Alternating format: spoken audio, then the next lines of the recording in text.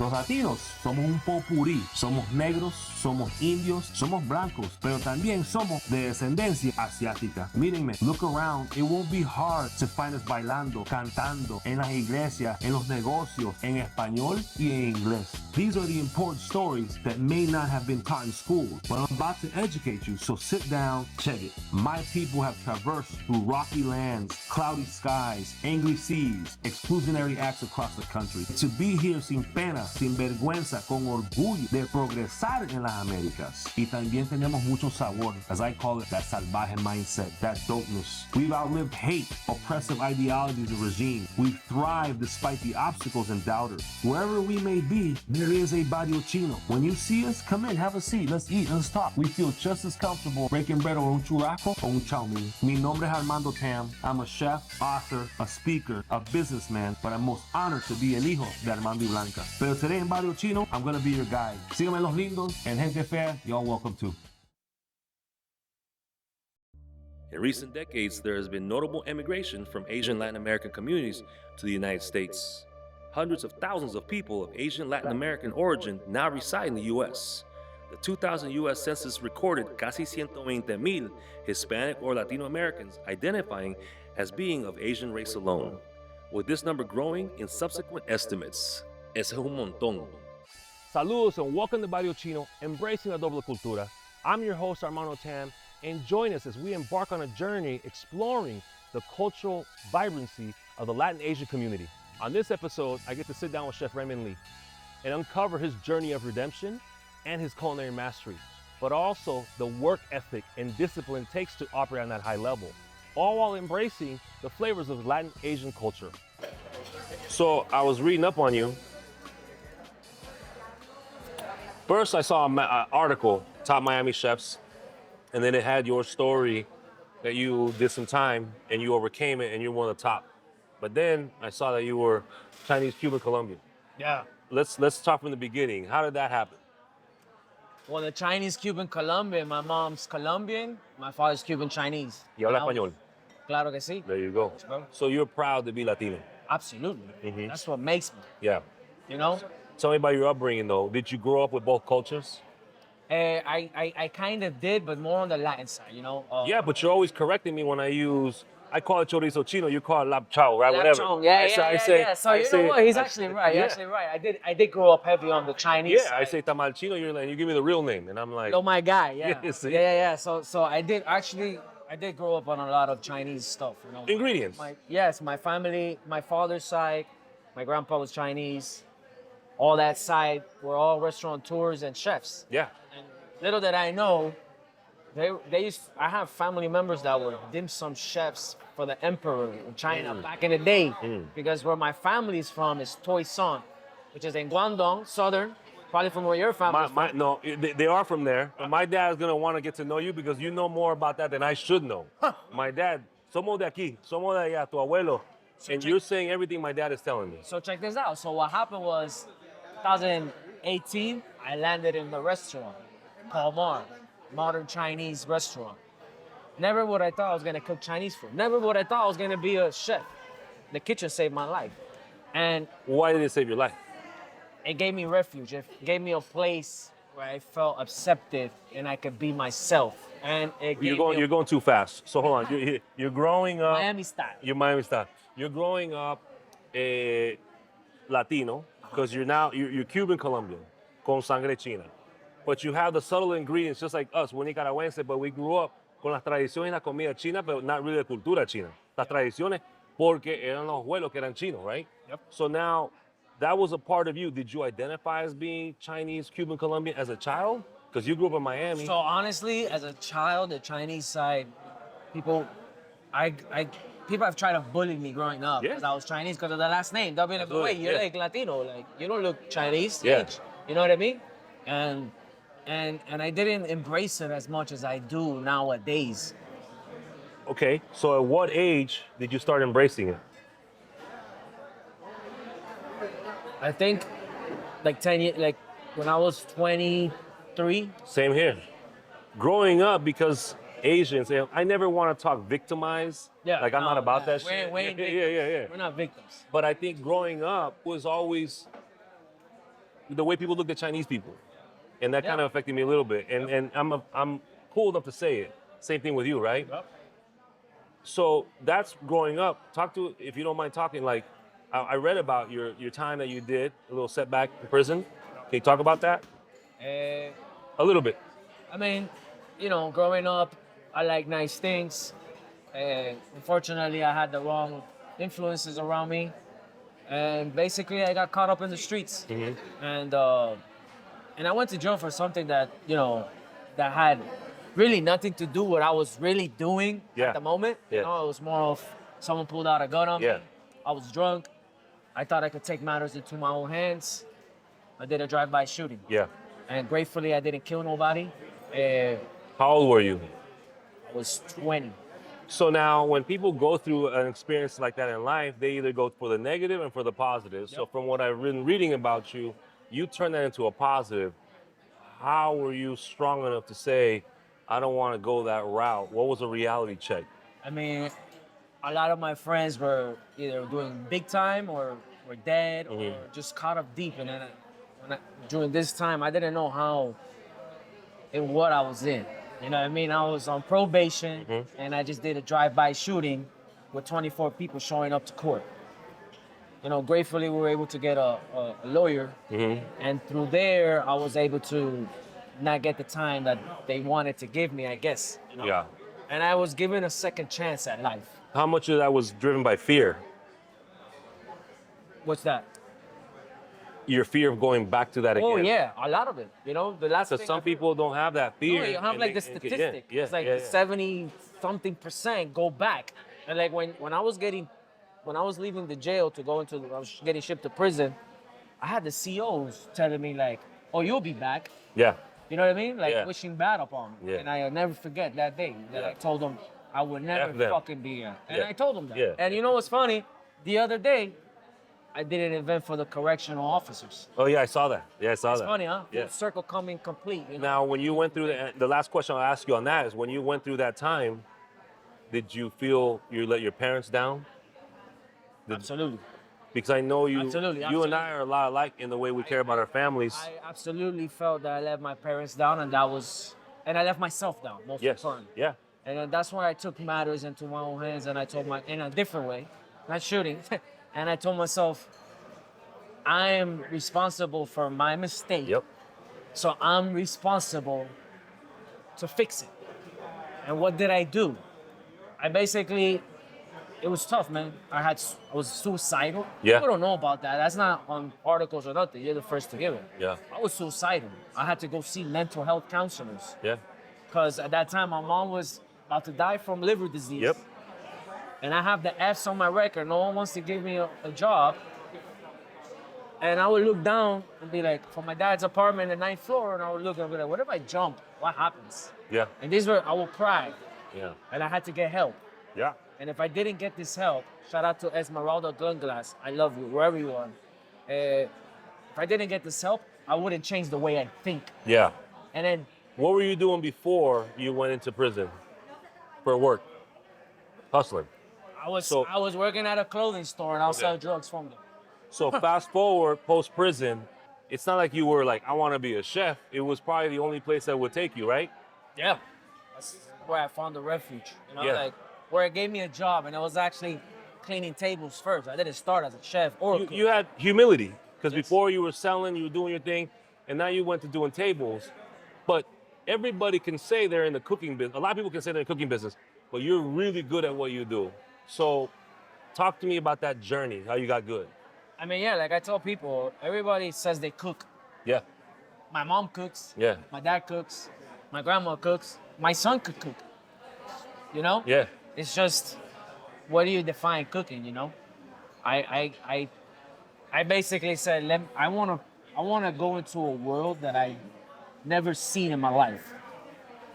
I wanna do fine dining, and that's what I did.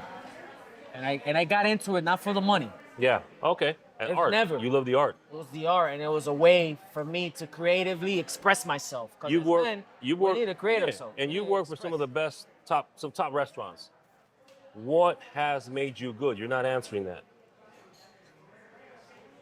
what made me good is my drive, Yep. my passion. You know, it's basically I was able to take my pains from my past and my mistakes, my family's pains, and able to turn into like gas, fuel to my fire. In some ways, escape that because now you are at the bottom, learning on the way up. Yes. So now, Wait. Yeah. Wait. This I feel like I'm getting interviewed for a job or something. Bro. Yeah. Like we're having a convo and you're asking me all the questions. Let me ask you a question. Dime. I see you with the basketball, with the hip hop, with the players. Yeah. Like tell me how you get into there, bro. Let me be the player, bro. What's up with this? I think growing up, low income neighborhoods, what do you listen to? Hip hop. We don't have after school programs. What do you got? The basketball courts or the baseball or the soccer, right? Yes, sir. Or karate. So I grew up in that, and I think it's important that you and I look at you, the tats. You got the rude, Luigi Senor. You always fly. You got the braids. I think people look at Chinese people and the stereotype que somos humildes, somos pobrecitos. Like I grew up on hip hop. Or nerds. Yeah, or nerds. like Yeah. I grew up on basketball. I grew up on hip hop. I love fashion. That's why we connected because we like that style. Yep. And so tattoos. Cheers to that, bro. Yeah. So anyway, I've been very lucky to meet some of the coolest Latino basketball players, and we want to dabble in it. So we kind of combine business with basketball because the ball stops bouncing at some point. So that's another endeavor we got, right? But anything I do in basketball or business, you have to be great at. Yep. How did you become great as a cook, chef? You worked at some of the top. Let's not name them because they're not paying you sponsorship. It's true. How did I? It's the drive, bro. It's like non-stop work. But listen, non-stop work. you said earlier that if it was a day off, you go somewhere else to learn. I did it. But So where did that discipline come from? the discipline really came from. I just had to do it. Like I don't know how to explain that. It's just. This is what you got to do, right? It's like the Asian community when Asians go to Latino America. They had no plan. It was a lot of times against what they wanted, but they figured it out, right? Dim sum. They did so, yeah. They figured it out, right? So now you're learning all this craft. At what point did you say, I want to do dim sum? I want to elevate Asian culture. So when I landed at Palmar, it was like, okay, I learned fine dining. Yep. I went to Le Cordon Bleu. I just finished the 3-star, doing 3-star Michelin in San Fran at Benu. And I figured I landed in this Chinese restaurant where basically directed me like, hey, Ray, you're fucking Chinese, bro. Tap into your culture. So in that aspect, Asian was a benefit. It was an asset. It was an asset. And guess what? I took that asset and I basically created like a new lane, a new wave for Chinese food. Yep. Not just food on the plate. Yep.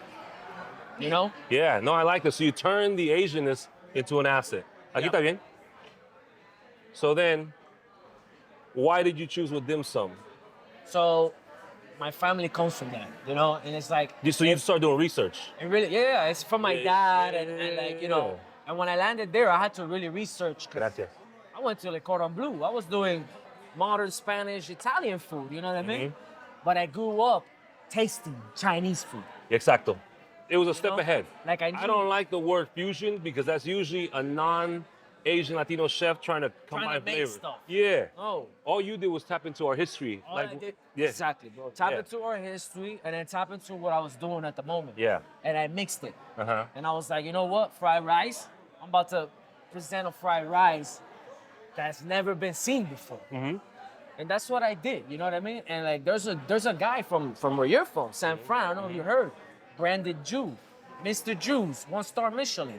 Badass. Story, badass chef. Mm-hmm. Me and him were gonna, shout out to Chef Brandon. Yeah. We were gonna do a collab like a couple years ago, but I left the restaurant I was at. But his story, he's Chinese. Yeah. Mm-hmm. He don't speak Spanish like me. He He know Chinese. He's Chinese. Yeah. And even the Chino said he wasn't Chinese. Yeah. He was born in San Fran. So let's talk about that. You grew up Cuban, Colombian. El apellido. It's not till we get to this country that it's still the best country in the world. Yes. But it's the first one to try to label you and make you feel a certain way. True. Right? I never really saw it like that. I never really, but it's very true that you. But it's very out. true. Yeah. Why didn't you see it that way? I'll tell you why I didn't see it that way. I didn't see it that way because our parents raised us con cariño. Yep. la cultura hispana, la cultura latina, they show you so much love. Like, Yeah, bro. yeah, I was in ESL big ears, TAM, and they would make fun of me. But it didn't matter because I go home with so much love. My mama tia, mama Ana, my mom and dad, my family. You grew up with that love, so you didn't really have to deal with it. Now looking back, your son is multicultural, Sí. right? So how are you raising him? Oh, no, eso es, you know, cuando está con la mamá, él habla español. Uh-huh. All day, because la abuela, el abuelo no habla inglés. So, but when he with me, we speak in that Spanglish, that Miami. Yeah. It's the Miami. That originated here, bro. Yeah. You know what I mean? That Spanglish stuff, that's from here, bro. You know? And I'll let you claim that for this segment. nah, I'm just about man, to I think that's from here, bro. So yeah, I'm definitely, you know, my kid counts to 30 in English and in Spanish, and he's Yeah. 4. Mhm. So we're big on the bilingual stuff. He's not gonna grow up not talking Spanish. Yeah. That's not happening here. Yeah. No, You know what I 100%. mean? That's not happening. Mantener la cultura. Hay que mantener la cultura porque esas son las raíces Yeah. that basically gives you identity. Yeah. Your roots give us my roots. Now I know my identity. Yeah. I'm basically carrying on this dim sum thing. If I don't do dim sum, it died off from my family for many, many, many generations. So let's talk about that. You're doing that because it's an asset later on. Through tradition, you're reinvigorating your sangre china. Yeah. So I always tell people, if you don't speak the language, you can also experience it by tradition. And your way is food because now you're immersed. Now you were doing these dim sum before we came into the picture. How did you feel when you were first approached about Barrio Chino and the concept? I mean, it's like Liz dim sum. La sangre llama. Like, what's Barrio Chino if I'm not, you know what I mean? Like, if I'm not here with you. You get what I mean? Like, I'm not gonna lie. Like, when I started to put out this food in Palmar, a lot of Chinese, Latin people came out that I never knew existed. You brought a community together, bro. Yeah. People were coming out and coming to eat because we were doing the collab, the Chino Latino collab, Chino Cubano, Chino Argentino, Chino Peruano. Because flavors go well together. Yes. I tell people, eat with your eyes closed. Yeah, not bro. what you're eating, and you're not gonna have a bias. Right? Eso me cae mal con la gente. Esto es una fusión. Yo, bro, soy un ignorante que va a otro país y quiero combinar las the cosas. word. Yeah, Ignorant. yeah, ignorant. Right? Let's talk about Asian Latinidad, how you view it now. Because the I media, see it as you something said exotic. yeah. I'm exotic, bro. We're some good looking mofos, right? Listen, bro, we go to fucking Colombia and shit or anywhere, DR. Somos We're diferentes. different. Yeah. We're different. And we want people to listen to that because right now, like you said, we're not victims. We don't play that game. Never. Pero la realidad es que this conversation, I want to help people saying, you know what, I'm exotic and different sometimes makes other people nervous. It does. I'm sure you still intimidate people. It does. Like I said. Like I was, bro, you just hit me with that because the other day I asked my homegirl, like, how do you view me? Like, that I just met like a month ago. How do you view me? Like, what do you pick up when you first meet me? Because you look I like, hear that. do you look like your profile picture? No, I'm fucking with you. No, you know, no. you don't catfish nobody? No, never catfish you, bro. I will ask her, you know, because it's always good to know how people view you, especially when you like risen to a certain point where people know who you are, maybe in a certain area or whatever. And like, you know, I'll walk in Publix and people are saying, "What's up to me?" So I want to know how people are viewing me outside of that, like, fake facade of, "Hey, what's up, chef?" When really you might not like me. Yeah. Like, I want to know what people really, you know, because that's how you can better yourself, I think. Yeah, 100%. You know, and I want to be better every day. Bro. You're opposite of what everybody told me about you. So mad props to that. And we'll get into that story. Oh, yeah, I want to know about that because I hear a lot of stories all the time. And, you know, the funny thing is I hear stories that, like I had a guy, bro, you know, I don't want to say what restaurant, but it's one of my, he's one of the chefs I work for. In the past. And I'm hearing, like, I had some cooks, you know, I you know, like they say, the streets talk. Yeah, yeah. And in every industry, they talk. Yeah. And I had, you know, a comrade come up to me like, "Hey, you know, these people are like..." What are you doing with when Armando? they say... What are you doing with Armando? No, not even that. They're like, do you know, like, like what was it? Fuck, bro, you fucking no, not that, bro. Fuck, bro. No, it's like, yo, this guy has a success story. He thinks he's making, because he changed his life. He thinks, it's like, brother, like I was able to change my life. How many people could say that they could really make a 180 turn Yeah. in how they view life, view anything, No, that's my And story to you. Let like, me bro. handle that story. you know? But talk about, because it's not about the people, it's about the behavior that we're calling out, right? Even when you and I got to meet, day one, I had already heard that you had an ego, que esto. I was getting DM from people I don't know because they saw that picture of you and I, right? Wow, see that? And I remember Gary taught me, don't believe what people tell you, go see it for yourself. Absolutely, that's one thing And as much as I've achieved, I believe I've achieved in my business life, I'm still humble enough to want to get to know people, good stories, because I'm always a learner. The moment you stop learning, son come mierda, right? So For sure. day You know, one, no one knows everything. Yeah, Possible. a lot of people think. Yeah. Day one, Okay. day one, day one, you've always been humble, humility, treated me like cool. And you see, that's just me. Yep. There's no front. Yeah. That's what people need to understand. Like, I don't put up a front. Yeah. Like, that's what happens. That sometimes you might like me, but the other person might not like me because Yeah. they full of fronts. Yeah. And I never put up a front. The story that you talked about is when they saw us hanging. I mean, we just met, but they approached you saying, "Hey, watch out for that guy," right? And when you told me that story, it didn't faze me. You see that, but that's the transparency. Yeah, 100%. Because I'm like, yo, like, listen, this is what they're saying, but like you said, you gotta go see it for yourself. Yeah. Or I've learned that too in my life. You or know what I mean? Kobe Bryant said it best. When they asked Kobe, "How do you feel about everyone talking bad about you?" He says, "Who talks bad about me? Losers do. Exactly. Winners don't talk bad about me." Listen, winners don't have time to talk about anybody. yeah, If no. anything, they congratulate you. Keep So- going, you know? Let's talk about annoying stereotypes. Annoying stereotypes. All right. Let me tell you a stereotype and how you feel about it. Okay. Que the Chinese people are weak. Not the truth? Hell no. If you see the work ethics, especially when it comes to business, Yeah. those guys hustle, bro. They live in bro, you'll see them living in the restaurant. But not only that, Hustling. because your last name's Li, so are you gonna put up with someone trying to come punk you? Oh, hell no. Exactly. Got me fucked up. When people make fun of the Asian accent, that means they speak multiple languages. Chinatowns, Barrio Chinos don't get gentrified. You know why? Because they don't care about vanity. They create community, they build businesses, and they buy the buildings. Yep. There's nothing wrong with us. We went from Nicaragua to a neighborhood that we had to get out of as we progressed. We bought a house in the suburbs. That means that we were here at a younger age. Chinese people have been around for a while. Yeah. So that's why they're able to buy. But I laugh when people make fun of Chinese people in Chinatowns. I'm like, yo, they own these buildings. They're not getting gentrified. They're not. And the kids Not- go to look at that, they're education. not. Yeah, they don't. They don't. You know who told me? A mayor of a major city. So it's not like I know shit. The mayor said to me, the Asians don't get gentrified. I said, why? This is a non-Asian mayor in San Francisco. He said, because they don't care what people think. They buy, they stay, they send their kids to school. They don't care about driving the certain things. And that made me proud to be Asian. So a lot of times it's my fault that I hear from other people how they value our culture. And I think that's probably you because we grew up Latino, con sangre china, but it wasn't until now that César Vargas is like, yo, Asian Latina is popping.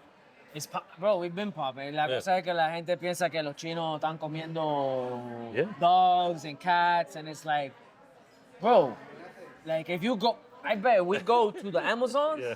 they eating that shit. Yeah. You know what I mean? I won't eat lengua though. Like I'm good. Yeah, I'm not good with that, man. My tía Yelma. lengua pastrami? Hell, well, Maybe see, with all the me- smoke, pastrami flavor, maybe. it's because people love the tenderness, but my tía Yelba took out a frozen ass lengua and put that shit in, and I'm like, whoa. Yeah, I'm that good shit with looks that. crazy. That shit looks crazy. So the future for Ray, you've overcome a lot. We just met, but you've overcome a lot. Thank you, brother. What's up? Nah, it's an honor, I bro. appreciate it. Day You know one, what I bro. mean? Day one. Now, you want to know something? That's one thing a lot of people are not sincere about. You might not like me. You don't gotta like me. I don't care that you like me or you don't. But you gotta respect that I was able to change my life around. No one could ever take That's that what I look away at. from me, bro. Well, I looked at know what I that. mean? I looked at that, but I also look at the way you treated me. Yeah. And you see the way I treat you too. We've always been upfront. And that's the best we could do is treat people the way we want to be treated. Absolutely. What is a 2-3 year plan for Ray? Elevate dim sum. For sure, is elevate dim sum. But when you say elevate dim sum, I want people to understand it's not just because of your technique. It's because this technique mixed with Art. someone who's Yeah. you. With art and personality. Maybe that's the way you stay more connected with con tu abuelito que no está aquí. That's exactly how. Like you know what's funny that you say that because I told my dad. It's like, I'm the Oprah. I told my I'm dad. the Oprah of interviewing, bro. I told my dad, I was like, yo, it's like my grandpa is talking to me. I never got to meet my grandpa, Por eso. but it's like he's talking to me. The research, the naming, bro. When you correct me on social media, eso se llama. Bro, like little do I know that I know more I know a lot about Chinese cuisine that I realize. Yeah, and when your technique. And like when I started to cooking, it was natural. Yeah. Like that's why they say, la sangre llama. Yep. You know what I mean? 100%. The blood will always call you if you're listening. But what happens? So much distraction in the world that people don't listen. They listening to something else, the distractions, instead of listening here. 100%. And right now, that's where I'm at. Because a new Raymond is gonna come out, better Raymond. There you go. a better Raymond. I'm always trying to evolve. A better Raymond So for Raymond. if you saw me as a guy that changed his life, cool. Then they saw me as a chef that made a name, cool. Now I'm gonna be something else. Yeah. You know what I mean? It's just bettering ourselves, bettering our culture. Yeah.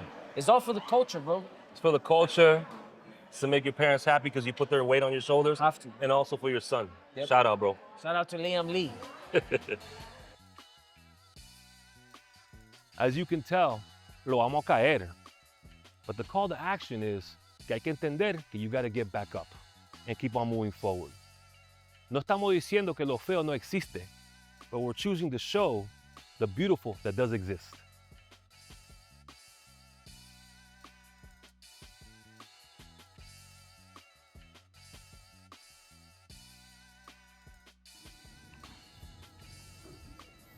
Hello, it's Raymond Li, and I want to give a huge shout out to Tito and Cesar. Thank you guys for Barrio Chino, for sharing the untold story and highlighting on how our Chinese ancestors, were able to preserve their culture through the hardships after migrating into the Americas. It's really amazing to be able to keep these traditions alive and show our children and keep it going for generations to come. Being born in Miami, Florida, from a mother that's Colombian and a father that's Cuban, with his parents being born in China, it really has shaped my purpose as a first-generation American. And I'm grateful for being a Chino Latino, and it's my job to keep it alive and teach my son Liam our tradition, like doing the dim sums, for example, etc. And I'm truly grateful. Thanks once again, Tito and Cesar, for getting this out there. Much love and blessings.